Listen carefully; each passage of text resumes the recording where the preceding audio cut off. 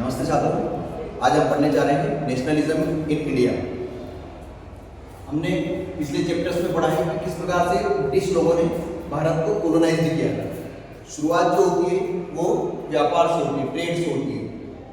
सभी को पता है कि 1498 में 1498 में वास्को डी गामा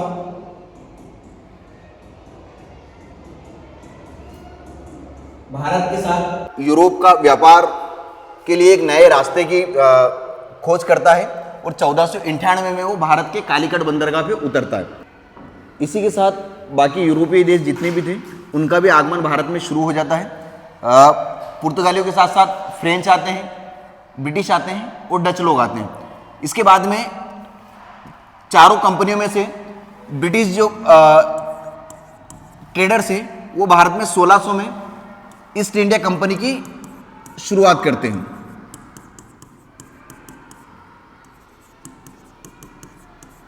इसके बाद में भारत में स्टार्टिंग समय में केवल व्यापार के लिए ही लोग जाते थे, लेकिन धीरे धीरे इनको भारत की राजनीति समझ में आने लग जाती है और भारत की राजनीति में सीधा इंटरफेरेंस इनका शुरू हो जाता है। इसके पश्चात ये छोटे छोटे इलाकों में अपना वर्चस्व जमाने लग जाते हैं, लेकिन बंगाल में एक बहुत बड़ा टर्निंग पॉइंट आता है और 1757 में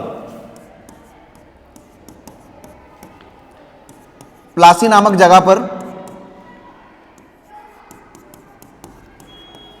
ब्रिटिशर्स के और बंगाल के नवाब के बीच में युद्ध होता है, जो कि काफी निर्णायक साबित होता है। इसमें ब्रिटिश लोग जो है वो बंगाल को अपने कब्जे में ले लेते हैं और फाइनली जो है 1764 में एक और बैटल होता है,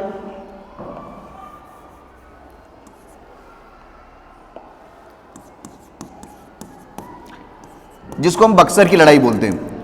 और बक्सर का युद्ध जो है पूरी तरीके से इन ब्रिटिश लोगों का जो डोमिनेंस है वो बंगाल में स्थापित कर देता है। इसी के बाद से शुरुआत होती है पूरे भारत पर इनकी एनेक्सेशन की पॉलिसी। अब धीरे धीरे करके पूरा भारत जो है वो इनके अंडर आता जाता है। फाइनली 1818 में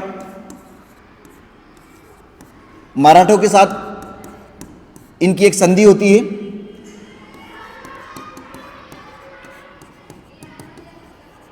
और भारत का लगभग 90% जो एरिया है वो पूरी तरीके से अंग्रेजों के हाथ में चला जाता है। और इसके पश्चात अगर अपन देखते हैं तो लगभग 1857 में एक व्यापक क्रांति इनके खिलाफ की जाती है, जिसको हम प्रथम स्वतंत्रता संग्राम की संधि देते हैं।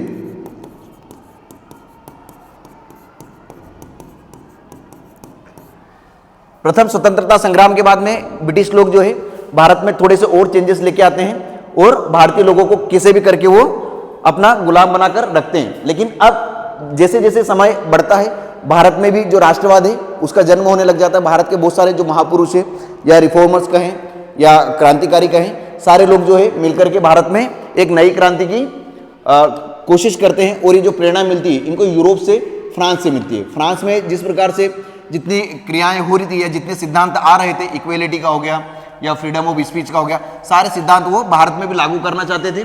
और इसी के साथ साथ भारत में राष्ट्रवाद का प्रथम चरण जो है वो स्टार्ट हो जाता है।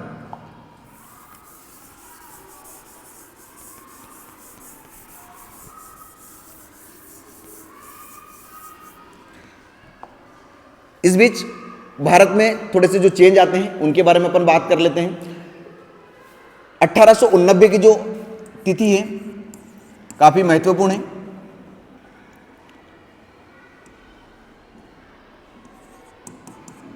इसी दिन इंडियन नेशनल कांग्रेस की जो है स्थापना भारत में होती है।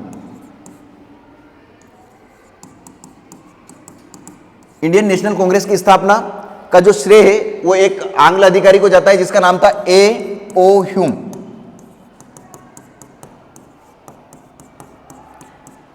एवं एक महिला अधिकारी रहती है उसमें, जिनका नाम था श्रीमती एनी बेसेंट।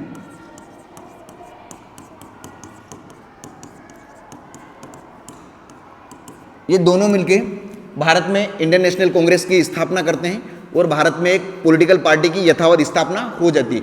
इसके पश्चात भारत में जो छोटी मोटी जो क्रांतियां हैं वो होती रहती है ब्रिटिश लोगों के खिलाफ। और इसी दौरान एक और नए व्यक्ति से जो है भारत का इंट्रोडक्शन होता है, महात्मा